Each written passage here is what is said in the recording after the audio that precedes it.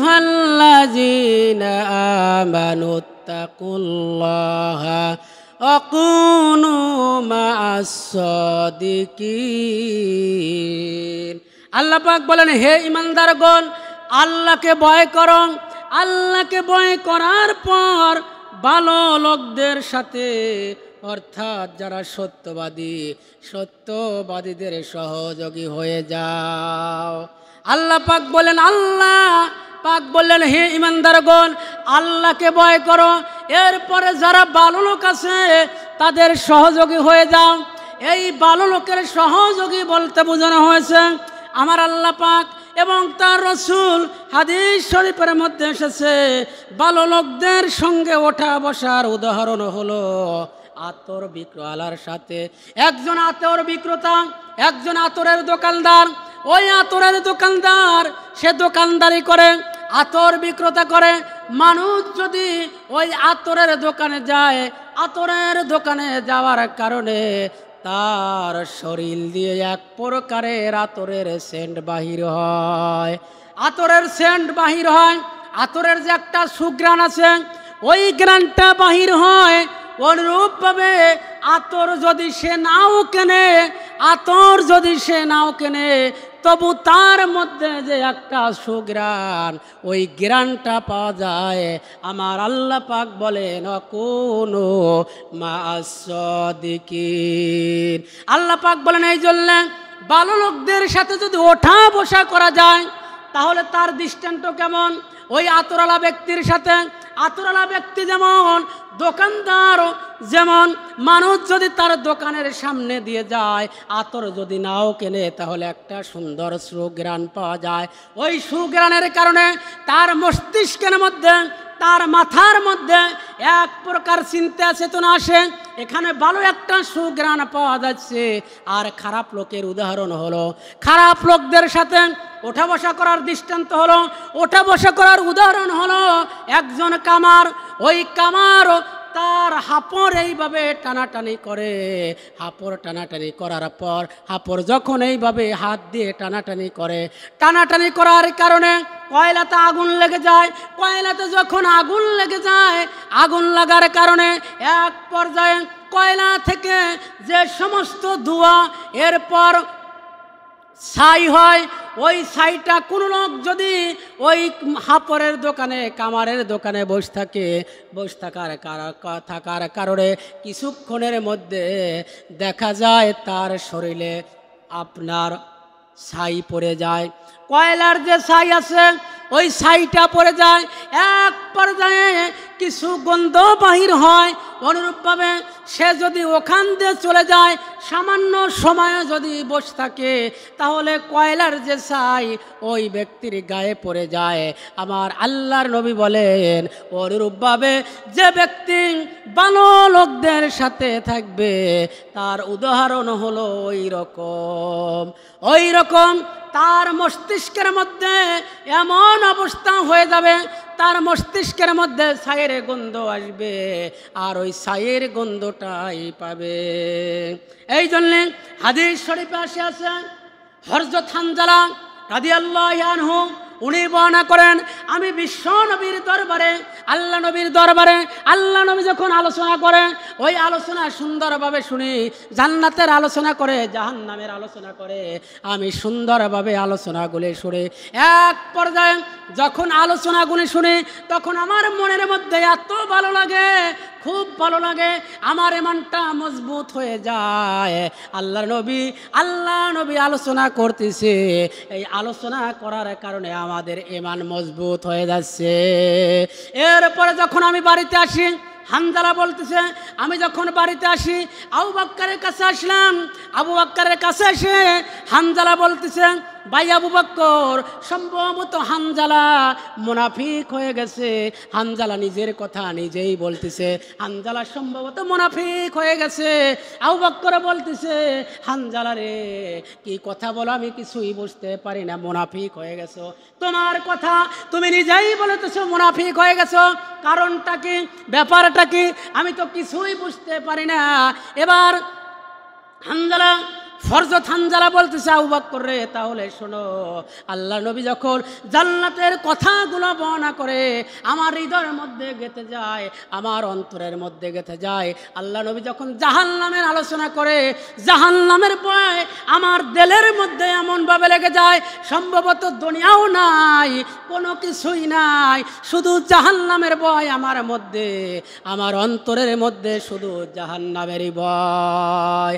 আর যখন আমি বাড়িতে আসি, আল্লাহ নবীর দরবার থেকে যখন আমি বাড়িতে আসি, বাড়িতে আসার পর দেখা যায় যে আমার ভিতরে এমন অবস্থা হয়, আল্লাহ নবী যে জান্নাতের কথা আলোচনা করেছেন, জাহান্নামের কথাগুলো আলোচনা করেছেন, ওই আলোচনাগুলি আর মনে থাকে না। সব সময় মনে হয় যে দুনিয়া নিয়েই আমি ব্যস্ত থাকি, আমি হানজালা দুনিয়া নিয়েই ব্যস্ত থাকি। যখন রাসূলের কাছে থাকি তখন মনে হয় আখিরাতের কথাই মনে পড়ে যায়। আর যখন রাসূলের দরবার থেকে আসি, আসার পর আমার আর ভালো লাগে না, দুনিয়ার জয় ঝামেলা আমাকে গাফেলতি করে দেয়, তখন আর আমার ওই জান্নাতের কথাও মনে হয় না, জাহান্নামের কথাও মনে হয় না। ফরজত আবু বকর বলতেছে, ভাই হানজালা, কথা তো তুমি ঠিক কথা বলেছ, আমিও আল্লাহ নবীর সামনে যখন তার কাছ থেকে যখন আলোচনা শুনি আমার খুব ভালো লাগে, যখনই চলে যাই তখনই দেখা যায় আল্লাহর নবীর কাছ থেকে যখন বাড়িতে আসে আমার আর ভালো লাগে না, আমার সংসারের কথাগুলি মনে পড়ে যায়। দুই ব্যক্তি চলে গেলেন, হানজালাও চলে গেলেন, এবার আবু বকরও চলে গেলেন আল্লাহ নবীর দরবারে। আল্লাহ নবীর দরবারে গিয়ে বলতেছে, ইয়া রাসূলুল্লাহ, ইয়া হাবিবাল্লাহ, হুজুর, আপনি যখন জান্নাতের আলোচনা করেন, জাহান্নামের আলোচনা করেন, মনের মধ্যে খুব ভালো লাগে, যখন বাড়িতে আসি তখন আর ওই কথাগুলো মনে পড়ে না, শুধু দুনিয়ার কথাই মনে পড়ে যায়। আল্লাহ নবী ডাক দিয়ে বলতেছেন, আমার সাহাবী, তাহলে শোনো, ও আমার সাহাবীরা, তাহলে শোনো, তোমরা যদি আমার সাথে সব সময় থাকতে আর জান্নাত আর জাহান্নামের কথাগুলো যদি সব সময় তোমাদের অন্তরে দিলের মধ্যে যদি গেঁথে যেত, তাহলে ফেরেশতারা পর্যন্ত তোমাদের সাথে মুসাফা করত, ফেরেশতারা এসে তোমাদের সাথে মুসাফা করত। কিন্তু তোমরা যেহেতু মানুষ, সব সময় তোমাদের ধ্যান ধারণা যেখানে যখন যেখানে যে অবস্থায় থাকো ওই অবস্থার কথাই মনে পড়ে যায়। যখন আমি রাসূল আমার কাছে যখন আসো তখন আমার সঙ্গে থাকতে ভালো লাগে, আর যখন বাড়িতে যাও সংসারের মায়া, বিবি বাল বাচ্চার মায়া মহব্বতের কারণে তখন ওই আখিরাতকে ভুলে যাও। এটা তোমাদের দোষ না, এটা দোষ হলো তোমাদের প্রকৃতির কারণে দোষ। মানে মানুষ যে যে অবস্থায় থাকে ওইটাই স্বভাবগত তার হয়ে যায়। একজন লোক যদি ভালো লোকের সাথে ওঠা বসা করে তাহলে তার স্বভাব চরিত্র ওই ভালো লোকদের মতোই হয়ে যায়। আর যদি খারাপ মানুষের সাথে ওঠা বসা করে তাহলে তার চরিত্র ওই খারাপ মানুষের যে গুণগুলো আছে তার মধ্যে আপনার গুণগুলো তার মধ্যে প্রকাশ পেয়ে যায়।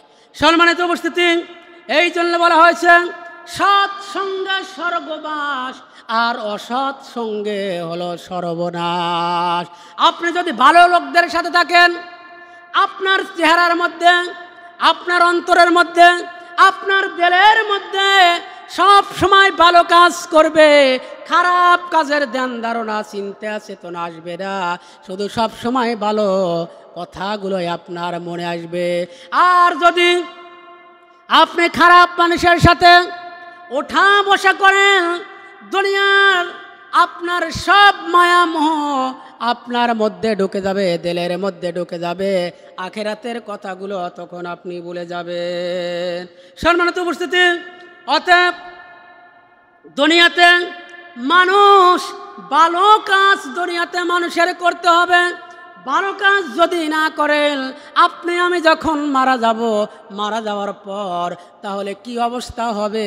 যখন মানুষ যখন কবরে চলে যাবে, কবরে যখন চলে যাবে, কবরে যাওয়ার সঙ্গে সঙ্গে যদি ভালো কাজ করে তাহলে তার সুখ আর শান্তি, আর যদি খারাপ কাজ করে তাহলে এমন অবস্থা হবে ওই কবরের মধ্যে অশান্তি আর অশান্তি।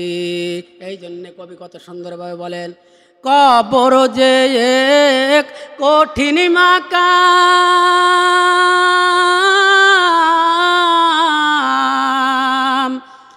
খাইবে দরা পাপী তামাম, কবর যে এক কঠিন মাকাম,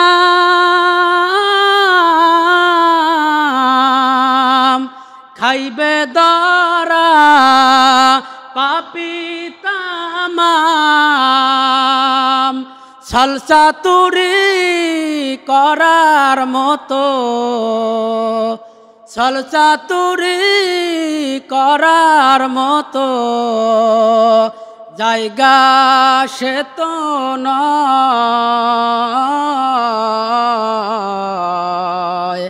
আজরাইল তো তোমার পিছে ঘুরছে সর্বদাই। সম্মানিত উপস্থিতি, যে কথাগুলো আমি আপনাদের সামনে আলোচনা করতেছি, সৎ সঙ্গে স্বর্গবাস আর অসৎ সঙ্গে হলো সর্বনাশ। দুনিয়াতে যদি ভালো কাজ করেন এর প্রতিদান পাবেন, আর যদি খারাপ কাজ করেন আপনি যখন মারা যাবেন, মারা যাবার পর ওই কবরে অশান্তি আর অশান্তি। এই জন্যে দুনিয়াতে যদি কোনো মানুষ একবার পরীক্ষায় ফেল করে, একবার যদি কেউ পরীক্ষায় ফেল করে, তাহলে দ্বিতীয়বার পরীক্ষা দেওয়ার সুযোগ আছে। দ্বিতীয়বার যদি কোনো ব্যক্তি পরীক্ষাতে এসএসসি, দাখিল, ইন্টার, আলেম, ফাজেল, এরপরে ডিগ্রি পরীক্ষায় যদি কোনো মানুষ একবার ফেল করে, দ্বিতীয়বার তার পরীক্ষা দেওয়ার সুযোগ আছে। কিন্তু সম্মানিত উপস্থিতি, কবর এমন এক জায়গা, ওই কবরে যদি আপনি চলে যান আর কান্নাকাটি করে কোনো লাভ হবে না। এই জন্য আমি বলি, দুনিয়াতে ফেল করিলে দ্বিতীয়বারের সুযোগ আছে, আর আল্লাহর কাছে যদি কেউ ধরা পড়ে যায় তার সুযোগ নাই। এই যে গত 10 তারিখে আপনারা সকলেই জানেন এসএসসি পরীক্ষার রেজাল্ট হয়েছে, ম্যাট্রিক পরীক্ষার রেজাল্ট দিয়েছে। ম্যাট্রিক পরীক্ষার রেজাল্ট হওয়ার পর 3 জন মেয়ে দেখলাম তারা ফেল করার কারণে যমুনা টেলিভিশনে, যমুনা খবরের মাধ্যমে দেখতে পারলাম 3 জন মেয়ে, ওই 3 জন মেয়ে তারা আত্মহত্যা করেছে। তাদের একটাই অপরাধ, তারা ফেল করেছে। এই ফেল করার কারণে তারা আত্মহত্যা করেছে। আমি তখন মনে মনে চিন্তা করিলাম, দুনিয়াতে ফেল করার কারণে যদি আত্মহত্যা করে, আত্মহত্যা করা মহাপাপ। আত্মহত্যা যদি কেউ করে তাহলে এটা হলো মহাপাপ, জঘন্যতম অপরাধ। ও আল্লাহর বান্দারা, ভালো করে কান খাড়া করে শোনো। দুনিয়াতে ফেল করার কারণে যদি আত্মহত্যা করো, আত্মহত্যা করার পর জাহান্নাম ছাড়া তোমাদের কোনো উপায় নাই। যখনই আত্মহত্যা করেছ, জাহান্নাম ছাড়ার তোমাদের কোনো উপায় নাই, তোমাদের কোনো গতি নাই। এই জন্য সম্মানিত উপস্থিতি, ও সম্মানিত যুবকেরা, এখনো সময় আছে। আল্লাহ পাক যে বললেন, আকুনু মা'আস সাদিকিন, সত্যবাদীদের সাথে চলাফেরা করো, সত্যবাদীদের সাথে ওঠা বসা করো। সত্যবাদীদের সাথে যদি ওঠা বসা করো তাহলে তোমাদের মঙ্গল হবে। সম্মানিত উপস্থিতি, আর যদি সত্যবাদীদের সাথে যদি ওঠা বসা না করো তাহলে অবশ্যই তোমাদের ক্ষতি হয়ে যাবে, ক্ষতির কারণ হয়ে যাবে। কিন্তু আজকালকার যুবকেরা দেখা যায় ফেল যে করবে না, ফেল করার একটাই কারণ, ওই যে বড় টাচ ফোন আসিয়াছে, ওই টাচ ফোন যখন আসিয়াছে, ওই টাচ ফোন আসার কারণে দিন রাত তারা টাচ ফোন নিয়ে সব সময় ব্যস্ত থাকে। ওই টাচ মোবাইল না দিলে ছেলে বিষ খাইয়া মরতে চাই, ফাঁসির দড়ি হাতে নিয়ে মা বাবাকে ভয় দেখায়, মা বাবাকে ভয় দেখায়। মা বাবা ভয় পেয়ে ফোনটা দিছে কিনিয়ে, মা বাবা ভয় পেয়ে ফোনটা দিছে কিনিয়ে। এভাবে এমান কি আর রাখা যায়? কি বেদি হয়েছে সোনার বাংলায় বন্ধুরে, কি বেদি হয়েছে সোনার বাংলায়। সম্মানিত উপস্থিতি, ছাত্রদের ফেল করার একটাই কারণ, একটাই উদ্দেশ্য, সেটা হলো ছাত্ররা বই নিয়ে আর বসে না, ওই টাচ মোবাইল নিয়ে দিন রাত তারা ফোন নিয়ে আপনার গাটাগাটি করে। সম্মানিত উপস্থিতি, এই জন্য আমি বলি ওই ফোন ব্যবহার বাদ দিয়ে দাও যুবকেরা, ও তরুণেরা, ফোন ব্যবহার যদি বাদ দিয়ে দাও তাহলে অবশ্যই তোমাদের রেজাল্ট ভালো হবে। আর যদি এই ফোন ব্যবহার যদি বাদ না দাও তাহলে তোমাদের রেজাল্ট ওই ফোনে, আপনার ফোনের সময়টুকু খেয়ে দিবে, পড়ার সময় তোমরা পাবে না। সম্মানিত উপস্থিতি, এই জন্য আল্লাহ পাক যে বললেন আকুলু মা'আস সাদিকিন, সত্যবাদীদের সাথে চলাফেরা করো, সত্যবাদীদের সাথে ওঠা বসা করো। আল্লাহ পাক বললেন ইয়া আইয়ুহাল্লাযীনা আমানুত্তাকুল্লাহা ওয়া কুনু মা'আস সাদিকিন, হে ঈমানদারগণ, তোমরা আল্লাহকে ভয় করো। আল্লাহর ভয় যদি মানুষের অন্তরের মধ্যে থাকে, আল্লাহর ভয় যদি মানুষের দিলের মধ্যে থাকে, তাহলে ওই ব্যক্তি কখনো খারাপ কাজ করতে পারে না। আল্লাহর ভয় যদি মানুষের অন্তরের মধ্যে থাকে, ওই ব্যক্তি সুন্দরী নারী গড়ে থাকার পরেও জিনা করতে পারে না। আল্লাহর ভয় যদি কারোর অন্তরের মধ্যে থাকে, ওই ব্যক্তি কখনোই মিথ্যা কথা বলতে পারে না। আল্লাহর ভয় যদি কারোর অন্তরের মধ্যে থাকে, ওই ব্যক্তি আপনার কখনো অবৈধ কাজগুলো করতে পারে না। এই জন্য আমার আল্লাহ পাক বললেন অকুনু মা'আস সাদিকিন, সত্যবাদীদের সাথে তোমরা চলাফেরা করো। সত্যবাদীদের সাথে যদি চলাফেরা করো তাহলে তোমাদের জীবনটা কল্যাণময় হবে। আর যদি সত্যবাদীদের সাথে চলাফেরা না করো, দুনিয়াতে ইয়াবাখোর, আপনার ফেন্সিডেল খোর, যদি এদের সাথে চলাফেরা করো জীবনটা বরবাদ হয়ে যাবে। এই জন্য সত্যবাদী হও আর সত্যবাদীদের সাথে চলাফেরা করো।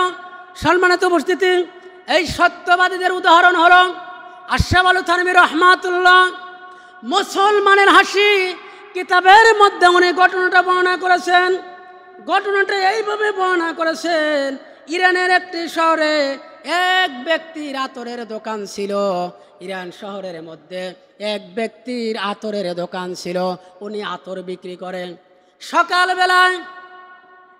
সকালবেলায় যখন আতরের দোকানটা খুলেছেন, খোলার পর ঘরটা ঝাড়ু দেওয়ার দরকার। এবার চিন্তা করতেছে আমি আর ঝাড়ু দেবই না, এই যে পাশে আপনার মেথর রাস্তা ঝাড়ু দিতেছে, এই মেথরকে দিয়ে রাস্তা ঝাড়ু আমার ঘরটা পরিষ্কার করি।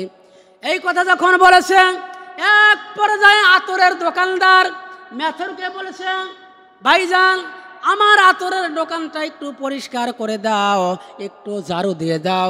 যদি ঝাড়ু দিয়ে দাও তাহলে তোমাকে এর বিনিময়ে আমি কিছু টাকা পয়সা দেব। বলল ঠিক আছে। ঝাড়ুটা যখন আতরের দোকানদার ঝাড়ুটা যখন মেথরের হাতে তুলে দিয়েছে, এবার দোকানের মধ্যে যখন মেথর প্রবেশ করেছে, প্রবেশ করার সঙ্গে সঙ্গে মেথর অজ্ঞান হয়ে পড়ে গেছে। এক পর্যায়ে আতরের দোকানদার চিন্তা করতেছে ব্যাপার কি হলো, কি বেচারা রুমের মধ্যে সে দোকানের মধ্যে সে পড়ে গেল, কারণটা কি? কারণ তো কিছুই বুঝলাম না। লোকের ভিড় জমে গেছে, শিকরা শিকরি লাগিয়েছে, লোকের ভিড় জমে গেছে, মানুষের সমাগম হয়ে গেছে। এক একজন লোক এসে এক এক কথা বলতেছে। একজন এসে বলতেছে সম্ভবত এই লোকটির মুগি রোগী হয়েছে, আর একজন বলতেছে না সম্ভবত এই লোকটি হার্ট অ্যাটাক করেছে, আর একজন বলতেছে না হার্ট অ্যাটাকও করে নাই, মুগি রোগীও হয় নাই।